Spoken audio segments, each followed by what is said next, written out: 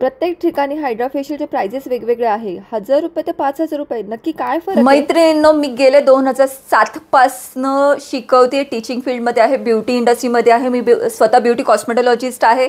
माझं स्वतःचं पुण्यामध्ये खूप मोठं इन्स्टिट्यूट आहे. बरेच सारे क्लायंट्स मला आता हा प्रश्न विचारायला सुरुवात करतात किंवा स्टुडंटही आता मला विचारतात की मॅम आता आम्ही करू काय, की आम्ही आधी फेशियल केलं आहे, ऑलरेडी आम्ही 2000 फेशियल केलं आहे, 4000 केलं आहे, अमुक ठिकाणी 8000 फेशियल केलं आहे, मग हे का वेगवेगळं आहे?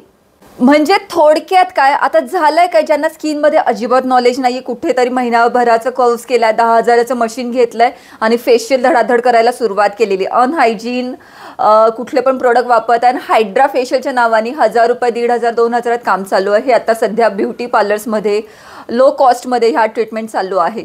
तर मला सांगायचं, कळकळीचं सांगायचं, महत्त्वाचं सांगणं हेच आहे की हायड्रा मशीन भले 10,000चं असू दे, भले 30,000चं असू दे, भले 3 लाखाचं असू दे, टेक्निकल नॉलेज, त्या मशीनचं मेकॅनिझम हे माहिती असणं पाहिजे. तुम्ही ज्यांच्या हातात तुमचा चेहरा देताय तो पर्सन किती एक्सपिरियन्स आहे हे फार महत्त्वाचं आहे. तिसरी महत्त्वाची गोष्ट हायजीन.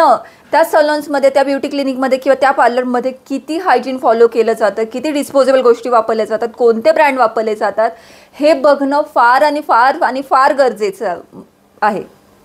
परत अजून एक महत्त्वाचा प्रश्न येतो की हायड्रा फेशियल नक्की कुणासाठी, म्हणजे फक्त ब्राईडनी करायचं आहे, स्किन रिपेअरिंगवाल्यांनी करायचं आहे, का रेग्युलर रुटीनमध्ये आपण हायड्रा फेशियल करू शकतो? तर माझा प्रश्न आहे हो, हायड्रा फेशियल हे रिपेअरिंग ट्रीटमेंट नाही आहे. म्हणजे तुमच्या स्किनवरती जर प्रॉब्लेम आहे, मेलेझमा कोलेझमा आहे, वांगाचे डाग आहेत, पिंपल्स आहेत, सिस्टिक ॲक्ने आहे, स्किनवरती खूप असे टॅनिंग आहे, तर तिथं तुमचं हायड्रा फेशियल वर्क नाही करत. हायड्रा फेशियलचं मेन मेकॅनिझम आहे हायड्रेशन वाढवणं, स्किनचं हायड्रेशन वाढवणं, स्किन रिज्युनेट करणं, स्किनला हेल्दी ग्लो शाईन देणं आणि सगळ्यात महत्त्वाचं डर्मो डिटॉक्स म्हणजे स्किन डीपली क्लीन करणं. हे हायड्रा फेशियलचं सगळ्यात महत्त्वाचं काम आहे.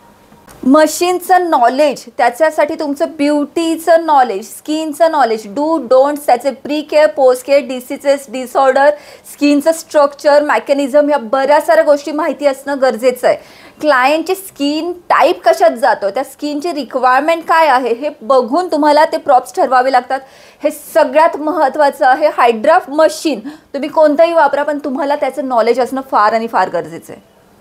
मेन मुद्दा काय आहे, जे आम्ही क्लिनिकल लेवल किंवा ॲस्थेटिक लेवलवरती किंवा ब्युटी कॉस्मेटिक लेवलवरती किंवा डॉक्टर लेवलवरती जेव्हा आम्ही काम करतो, तेव्हा आमचं वर्क एक्सपिरियन्स, त्याचा स्टडी, आमचं केस हिस्ट्री किंवा ते क्लायंट हिस्ट्री हे फार महत्त्वाचं आहे. स्किन ओळखून आम्हाला कॉम्बिनेशन ठरवावे लागतात, त्या पद्धतीने प्रोडक्ट वापरावे लागतात आणि त्या पद्धतीने रिझल्ट येतो.